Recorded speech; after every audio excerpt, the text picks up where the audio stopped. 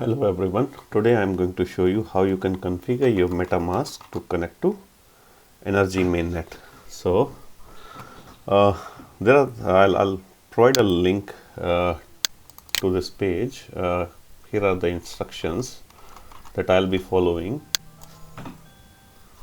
to connect your Metamask to Energi network. So first of all, you go to Metamask. You have to make sure that you have installed this Metamask extension from your store, Chrome store, and then you go here. You go to settings, and you go to network, and then you go to add network, and then network name. I'm picking up from the page.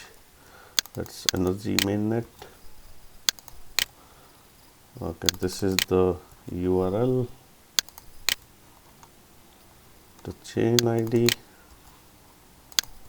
and the symbol, and the URL, and hit save,